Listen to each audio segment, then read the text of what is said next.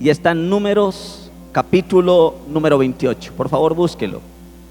Números capítulo 28. Hoy es un día muy especial porque hemos escogido este día para celebrar el día de las primicias. Así que queremos pedirle perdón si por lo que se quiso hacer hoy se incomodó a alguien. Entonces, como será el día de las primicias, muchos estaban repartiendo un sobre en la entrada. No era para todo el mundo. Así que si usted lo recibió, no queríamos incomodarle con entregarle un sobre. No. De hecho, no era lo que queríamos hacer, que usted lo recibiera. Pues ahí me incomodaría llegar a una iglesia y que inmediatamente me den un sobre. No. Simplemente que hoy es un día especial y celebramos el día de las primicias. Un día muy especial, que es un momento de honra para Dios. Y en Números capítulo 28, versículo número 26, quiero que lo lea mi hermano y mi hermana. Deuteronomio 28, perdón, Números, estaba equivocado yo. Números capítulo 28, cuarto libro de la Biblia. Números 28, versículo 26. Y dice: además, el día de las primicias, cuando presentéis ofrenda nueva a Jehová en vuestras semanas, tendréis santa convocación. Ninguna obra de siervos haréis. Quiere decir que ese día, cuando se escogió un día especial para las primicias, no se debía trabajar. Era un día donde no se haría ninguna obra de siervo, o sea, ningún trabajo. Porque la Biblia dice que el día de las primicias es un día de santa convocación. Es un momento muy especial donde se le da honra a Dios por lo recibido hasta ese momento. Se celebraba ese día. Y la Biblia dice: además, el día de las primicias, cuando presentís ofrenda para nueva a Jehová. Y la primicia es como una ofrenda nueva, distinta a la que se recoge en el año. Es un día especial donde se dan las primicias. Es como una ofrenda nueva en el año que se le da a Dios. Y dice la Biblia que ese día que se establece como un día de primicias es como una santa convocación, una santa convocatoria. Es un momento de mucho respeto, de mucha honra. Y quiero relacionar ese pasaje con Romanos capítulo 11. Romanos capítulo 11, por favor, vaya a Romanos. Romanos capítulo 11, versículo 16, me dice algo muy especial. La Biblia dice que el día de las primicias se convirtió en un día de santa convocación. Quiere decir que las primicias es un tiempo de mucha santidad, de mucha honra. Y en Romanos 11, versículo número 16, dice cómo son las primicias. ¿Ya lo encontró? ¿Cómo dice Romanos 11, 16? ¿Cómo son las primicias? Son santas, dice. Si las primicias son santas, también lo es la masa restante. ¿Qué son primicias? Es lo primero que yo le doy a Dios. Lo primero, donde yo reconozco que Dios se merece lo primero y lo mejor. Y la Biblia dice que esa primicia que yo separo para Dios es algo santo. Pero que no solamente es santa la primicia, sino que la masa restante, o sea, yo es como separar algo, no sé, de un sueldo, de un arriendo, de algo, deseo lo que quiera, decir, eso quiero sacarlo como una primicia para Dios. La Biblia dice que esa primicia se convierte en algo santo. Pero no solamente es algo santo, sino que el restante de la masa, o sea, lo que queda de esa primicia que se saca, también es santo. Quiere decir que cuando usted da a Dios una primicia, y lo que estamos haciendo es que lo que queremos decirle: Señor, esta primicia que queremos darla es algo santo para ti. Pero también creemos que el restante del año, el restante de nuestro sueldo, el restante de nuestras bendiciones, también van a ser cosas santas. Amén. Y eso dice el texto. Las primicias son santas, pero el restante de la masa también es santo. Cuando tú decides dar a Dios unas primicias, sea de un sueldo, de un salario, sacar algo para honrar a Dios, dice que el restante, el resto, también va a ser santificado por Dios. Y dice el versículo: si las primicias son santas, también lo es la masa restante. Y si la raíz es santa, también lo son las ramas. Así que hoy es un día muy especial, donde a través de lo que demos como primicias, vamos a pedir que Dios santifique el restante, el resto del año, el resto de nuestras entradas, de nuestra economía, de nuestras finanzas, que Dios pueda glorificarse. Y quiero unir con esto nuestra predicación. Quiero que vaya al Salmo 118, versículo 25. Salmo 118, versículo 25. Y quiero, habiendo tomado esos dos versículos iniciales, quiero compartirle esto, porque Dios me dio una palabra muy especial acerca de lo que es nuestra prosperidad, de lo que es nuestra vida financiera y nuestra vida familiar, que sea una bendición. Y en el Salmo 118, versículo 25, encontramos una oración que el salmista le levantó a Dios. ¿Ya lo encontraron? Salmo 118, versículo 25. Y quiero llamarle salvación que prospera. ¿Cuántos aquí son salvos por haber recibido a Cristo? Amén. Saben, mi hermano, muchas veces hemos creído que por haber recibido a Cristo, entonces yo debo andar en pobreza, en una humildad que a veces es antibíblica. Pero el texto que vamos a leer nos demuestra que la salvación que Dios nos dio en Cristo es una salvación que incluye prosperidad. Y escuche lo que dice el Salmo 118, versículo 25. Y escuche la oración del salmista. Oh Jehová, sálvanos ahora. Te ruego, oh Jehová, que nos hagas prosperar ahora. Si usted le viene el texto, se da cuenta que el salmista pide a Dios que lo salve y relaciona la salvación con prosperar. Y dice: oh Jehová, escuche, vuelve y léalo. Oh Jehová, sálvanos ahora. Te ruego, oh Jehová, que nos hagas prosperar ahora. El salmista está diciendo que la prosperidad está ligada a la salvación, porque la salvación es un paquete completo donde Dios no solamente libra tu alma del infierno, sino que también quiere bendecir tu familia, quiere bendecir tu vida, quiere prosperarte. Que esa salvación que Dios ganó por nosotros, al hacerse pobre, al morir, se note en nuestra prosperidad. Permítame decir algo, que la salvación está completamente ligada a la prosperidad. Sería una necedad tratar de separar la una de la otra, y lamentablemente hoy tenemos gente como la Madre Teresa de Calcuta, que decidió ir a vivir de la más extrema pobreza y a cuidar leprosos, y está bien hacer obras nobles, pero creo que a veces tratamos de separar y creer que el demostrar una pobreza y un sacrificio es una forma de demostrar la salvación. Puede que sea en algunos casos excepcionales, pero creo que sería una necedad tratar de separar la una de la otra, separar la salvación de la prosperidad. Y como hoy se predica un evangelio de la prosperidad donde todo el mundo quiere ser próspero y andar con guardaespaldas y todo, ha hecho tanto daño ese concepto que hemos llegado al otro extremo. Un extremo es creer que el cristiano tiene que andar como hijo de rey, eso es un extremo, que no pueden haber momentos de escasez o de pobreza, no, eso es un extremo. Pero otro extremo es rechazar por completo el principio de la prosperidad que la recibe el cristiano al recibir la salvación y al vivir una vida cristiana santa para Dios. Separar la una de la otra es ignorancia, sería una ignorancia completa, rechazar la prosperidad y tratar de abrazar la salvación al mismo tiempo. Quiero contarle una anécdota muy especial. Había un hombre que tenía un sueño. Su sueño era viajar en uno de esos grandes cruceros. Quería tener esa experiencia de montarse en un crucero, pero el hombre era muy pobre, pero quiso alcanzar ese sueño. Así que decidió ahorrar, abstenerse de muchas cosas, de muchos lujos, de muchas formas de vida, para ahorrar, para comprar el boleto, para montarse en un crucero. Después de muchos años y después de mucho sacrificio, logró juntar la plata de lo que costaba el valor del crucero y los días que iba a estar en alta mar en un crucero. Cuando él se montó al crucero, llevó en un maletín un paquete de galletas, de muchas galletas, y con algunos de líquidos, vasitos de jugo. Y cuando llegaba la hora de la cena en el crucero, el Señor estaba contento porque llegó el día de inaugurar su sueño, de montar por un crucero.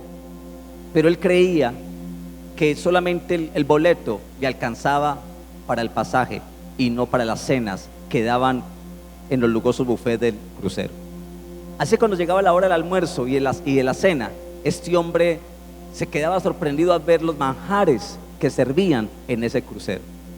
Y él se iba por allá escondido en un rincón, abría su maletín y comenzaba a comer galletas, porque él creía que no le alcanzaba el boleto para disfrutar de los almuerzos y de las cenas que allí daban en el buffet del crucero. Ya cuando faltaba el último día para terminar el crucero, uno de los capitanes del crucero daba una vuelta y encontró a aquel hombre escondido por ahí agachado comiendo galletas, pedazos de galletas. Y el capitán se le acercó y le dijo: ¿usted qué hace aquí escondido? Creyó que era un polizón que se había subido al crucero y que estaba escondido. Y él le dijo: no, yo soy parte de los pasajeros. Y le mostró el tiquete, que estaba legal. Y le preguntó el capitán: entonces, ¿qué haces aquí? Me dijo: no, es que cuando es la hora del almuerzo, como creo que mi tiquete no alcanza para las cenas del crucero, entonces yo me escondo aquí a comerme mis galletitas. Y el capitán le dijo: muéstreme tu pasaje, muéstreme tu tiquete. Y cuando lo leyó le dijo: señor, ¿usted por qué no ha disfrutado de todas las cenas que ofrece el crucero?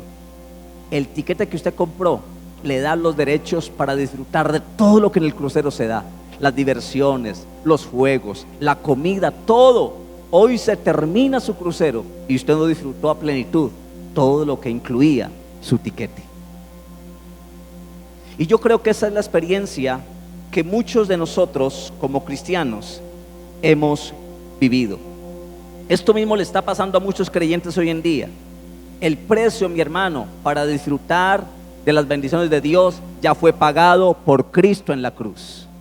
El tiquete de la salvación incluye tu sanidad, tu prosperidad, tu bendición, tu victoria. No tienes por qué decir que eres salvo y andar en derrota. No tienes por qué decir que eres salvo y que tienes que vivir toda la vida enfermo, salir de una enfermedad y pasar a otra. Esto mismo le ha ocurrido a muchos que no se han dado cuenta que el precio de su tiquete de salvación ya fue pagado por Jesús para disfrutar de una vida abundante. Mi hermano y mi hermana, la salvación que usted y yo tenemos no solo nos ha dado acceso para subirnos al barco de la salvación, sino también para disfrutar todo lo que hay en el barco de la salvación. Y en el barco de la salvación, mi hermano y hermana, está que tú seas bendecido, que tú camines en victoria, que tú camines en sanidad, no en derrota. Tristemente uno ve cristianos que creen que en su enfermedad y en su pobreza, que esa es la voluntad de Dios. Y yo creo que no, mi hermano. Yo creo que no.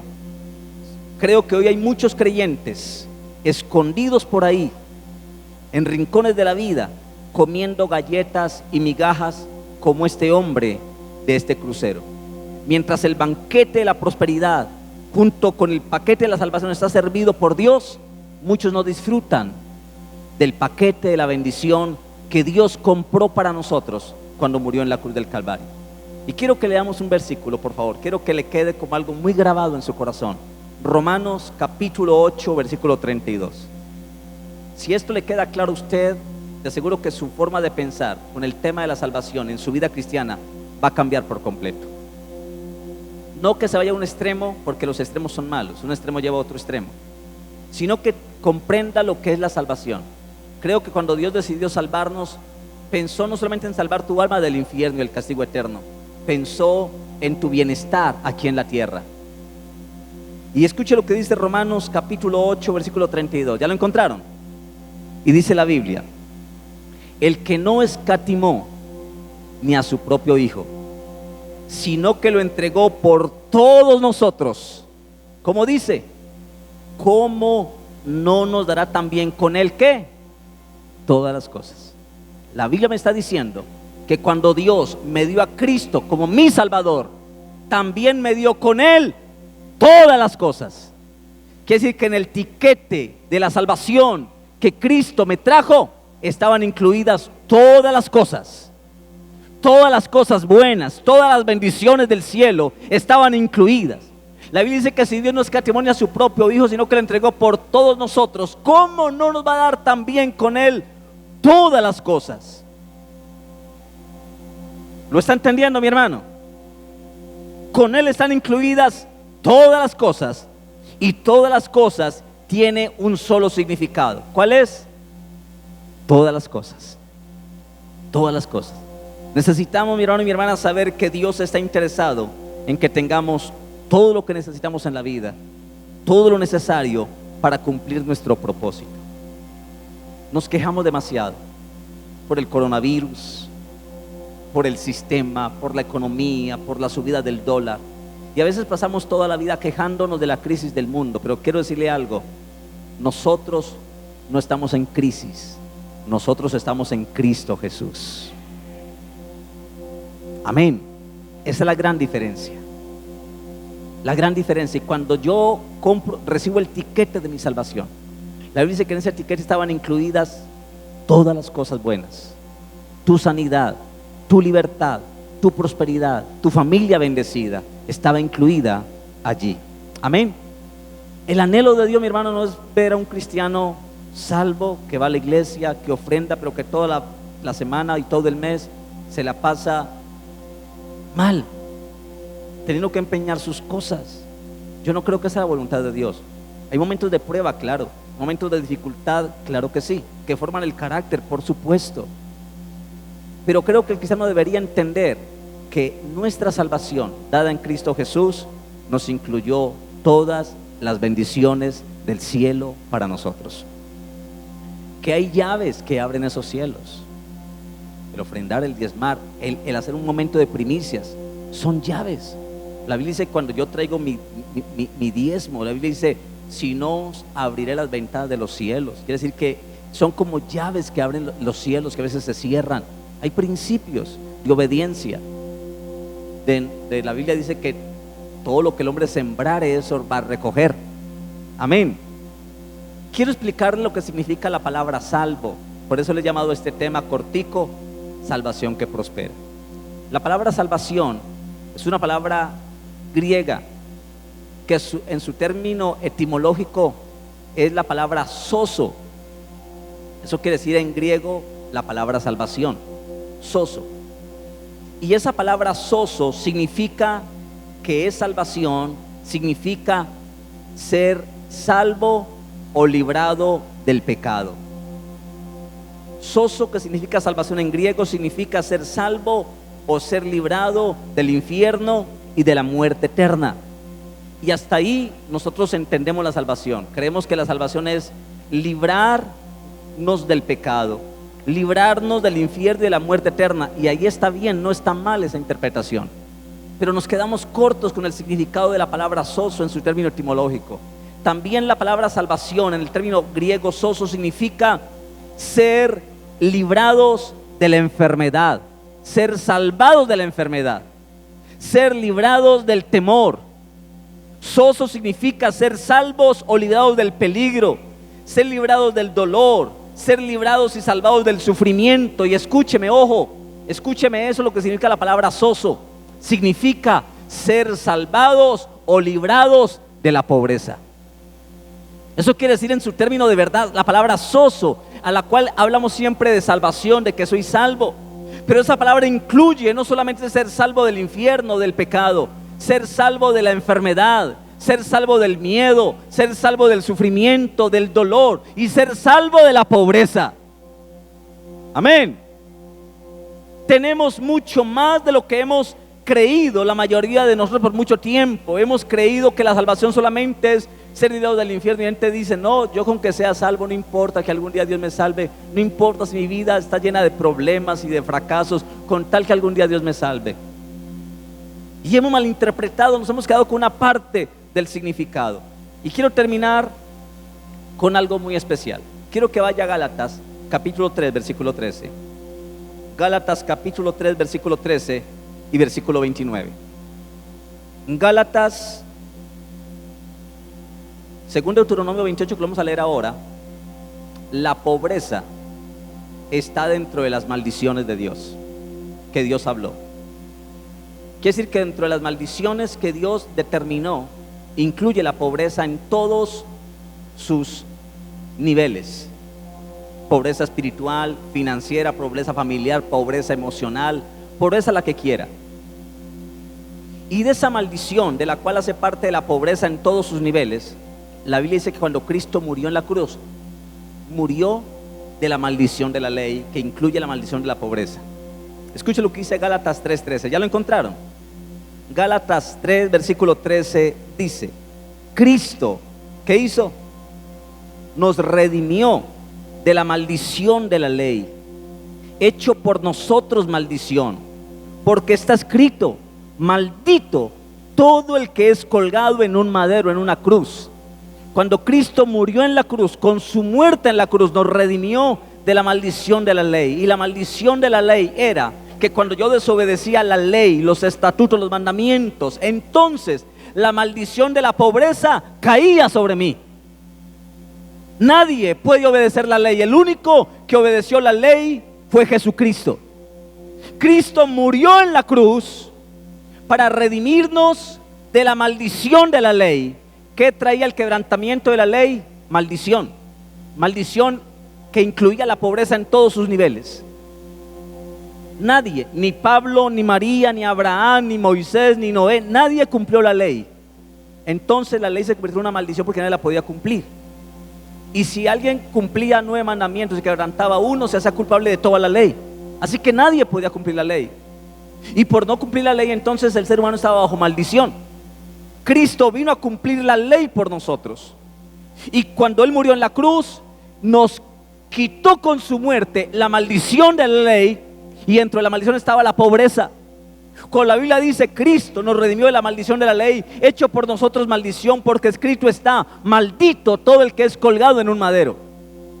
Cuando Cristo murió, entonces quitó la maldición de la ley, que estaba incluida la maldición de la pobreza. Pero no solamente nos quitó la maldición de la ley, nos trajo la bendición de la fe.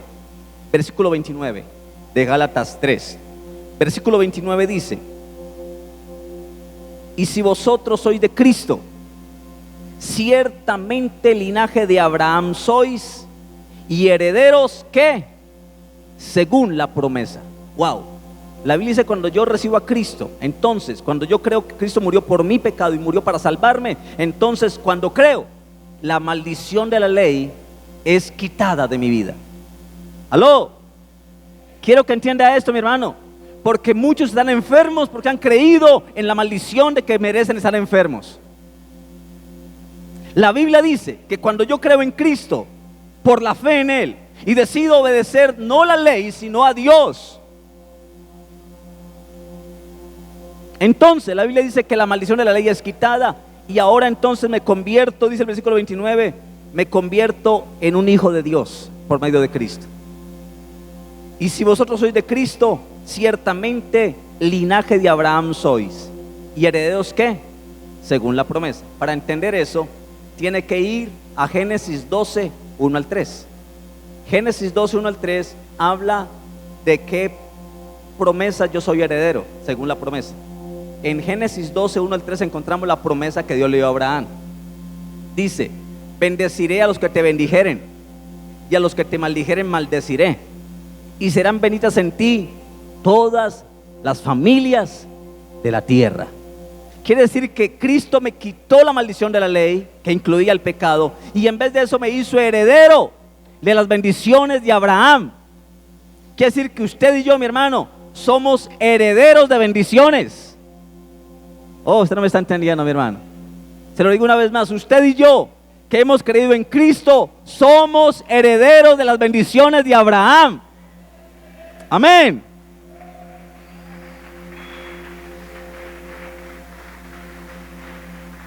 Gálatas 3, 13 y 29.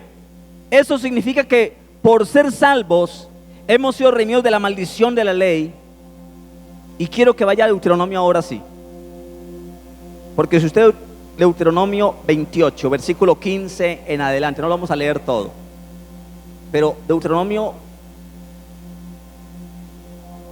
capítulo 28, versículo 15 en adelante, encontramos todas las maldiciones que venían por no obedecer la ley, los estatutos, los preceptos, los mandamientos. Si usted en el capítulo 28 de Deuteronomio, versículo número 15, ¿ya lo encontró? Y escuche lo que dice lo fuerte, Por eso es importante entender lo que es el sozo, la salvación. Deuteronomio 28:15 dice: pero acontecerá que si no oyeres la voz de Jehová tu Dios, para procurar cumplir todos sus mandamientos y sus estatutos que yo te intimo hoy, que vendrán sobre ti todas estas maldiciones y te alcanzarán. Si usted comienza a leer, se da cuenta que la maldición es impresionante. Maldición en tu entrada, en tu salida, en tu canasta, en tu comida. Maldición sobre tus hijos, maldición sobre los nietos, maldición en nuestro trabajo, maldición en todo. Léalo todo y mirá, del 15 al 68 usted encuentra las maldiciones por no obedecer la ley. Quiere decir que todos, antes de tener a Cristo, estábamos bajo esa maldición. Merecíamos que todo nos saliera mal. Pero quiero decirle algo: cuando usted y yo hemos recibido a Cristo en el corazón, la maldición de la ley fue quitada. Amén. En vez de eso, y no es cuestión de merecimiento, es por gracia. Ahora, en vez de merecer el castigo de la ley, recibimos las bendiciones, somos herederos de las bendiciones de Abraham. Amén. Cristo nos redimió de la maldición de la ley, y esa maldición de la ley incluye la pobreza en todas sus manifestaciones, en todas.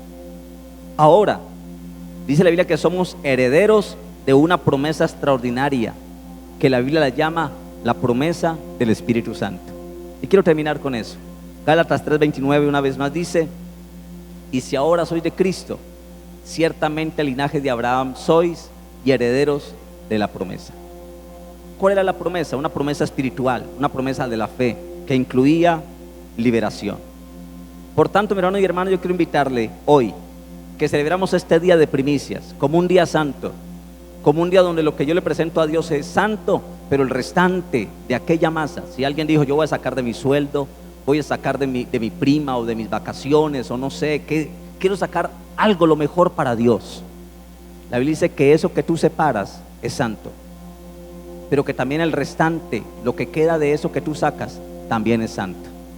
Por lo tanto, yo voy a decir una palabra profética en esta mañana, y es que declaro, mi hermano, que el resto del año va a ser santificado para ustedes. Que el resto de sus sueldos, de sus salarios, de lo que reciba por su trabajo todo este año, de hasta diciembre, va a ser santo. El resto de la masa, de lo que usted sacó su primicia, que va a presentar hoy a Dios como algo santo, eso es santo, mi hermano, usted lo separó para Dios. Pero el restante de lo que le queda a usted, el restante de los salarios del año, también es santo, es bendecido. El diablo no lo puede tocar, es bendecido. Amén. Termino diciéndole esto, mi hermano y mi hermana: echemos mano de nuestra herencia. La Biblia dice que nosotros somos herederos de la promesa. Por lo tanto, necesitamos cristianos que se afirmen en la palabra, en el sacrificio de Cristo, no tanto en lo que diga las redes sociales, YouTube, Google, que no piensen en eso. Que no se dejen llenar de prejuicios por lo que en muchas iglesias hacen mal manejo del dinero o quieren enriquecerse, y pastores con guardaespaldas que ya producen daño, y mucha gente dice: yo por eso no doy, para poder vivir bueno los pastores a costillas mías. No, esos son prejuicios y malos conceptos. Es verdad, Dios no necesita de nuestro dinero, pero su obra sí necesita de dinero. Él es el dueño del oro y de la plata. Tampoco necesita de nosotros, mas sin embargo te utiliza a ti y no te necesita. Decir que Dios no necesita nuestro dinero, que porque Él es el dueño del oro y la plata, es una mala interpretación. Es como decir que Dios no me necesita, entonces ¿para qué busco de Dios? No. Es saber, mi hermano, que Dios, por ser Dios, estableció principios, leyes espirituales, y Él dijo que todo lo que el hombre siembra, eso va a recoger. Por lo tanto, le invito a que en esta mañana, mi hermano y mi hermana, echemos mano de nuestra herencia y recibamos como hijos de Dios todos los beneficios que alcanzamos en Cristo Jesús. En este caso de la salvación que prospera, toca movernos en fe como herederos. La pobreza siempre aparece en la lista de las maldiciones, no de las bendiciones. Y yo quiero traerle hoy un evangelio que te prospera. Y cuando hablo de prosperidad, no solamente es el signo pesos, porque hay gente que va a la iglesia y su matrimonio no prospera, viven llenos de problemas, peleando, con hijos en la droga, con hijos rebeldes. y no se ve la prosperidad de un hogar saludable, de un hogar exitoso. Algo está pasando entre nosotros que no está bien, y necesitamos corregir ese error para que la bendición de Dios, en la cual somos herederos, nos alcance a nosotros. Yo quiero que cierre sus ojos, que incline su cabeza en esta mañana y le demos gracias a Dios por este día.